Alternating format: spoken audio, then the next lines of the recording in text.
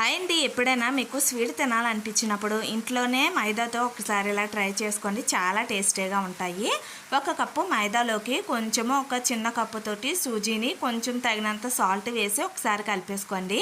దాంట్లోకి కొంచెం కొంచెం వాటర్ అయితే వేసుకుంటూ ఇలా చపాతీ ముద్దలాగా కలుపుకున్న తర్వాత దానిపైన ఒక టీ స్పూన్ ఆయిల్ అయితే వేసి మళ్ళీ బాగా కలిపేసుకొని మూత పెట్టి పక్కనైతే పెట్టేసుకోండి. ఈలోపు మనము పాకం కోసమే ఇక్కడ ఒక కప్పు పంచదారని కొంచెం వాటర్ని అలాగే 2 ఇలాచీలని వేసేసుకొని జస్ట్ పంచదార కరిగేంత వరకు ఇలా కరిగించేసుకొని చల్లారిపోకుండా మూత పెట్టి పక్కన పెట్టుకోండి.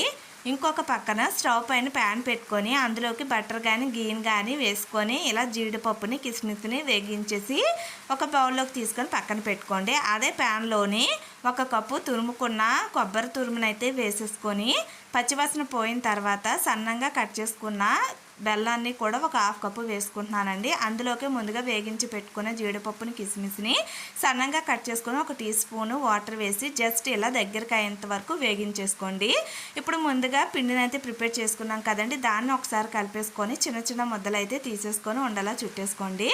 చపాతీ పీట పైన కొంచెం ఆయిల్ అయితే అప్లై చేసుకోండి. మనం చపాతీ పాముకునేటప్పుడు అంటుకోకుండా ఈజీగా చపాతీ అయితే వస్తుందండి.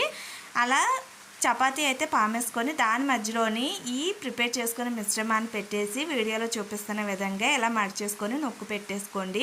కర్రీ ఎంతవరకు ఉందో అంతవరకు ప్రెస్ చేసుకుంటే మనకి ఇవి ఊడిపోకుండా బాగా వస్తాయండి. సో ఇలా ప్రెస్ చేసుకుంటూ తిప్పేసుకోండి. ఇంకొక సైడ్ తిప్పేసుకొని జస్ట్ ఇలా ఒకసారి చపాతీ కర్రతోటి పామేసుకుంటే మనం చపాతీ రెడీ అయిపోయినట్టేనండి.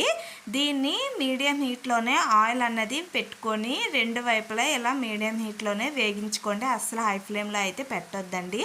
ఇలా గోల్డెన్ కలర్ వచ్చేంత వరకు వేగించేసుకొని తీసేసుకోండి.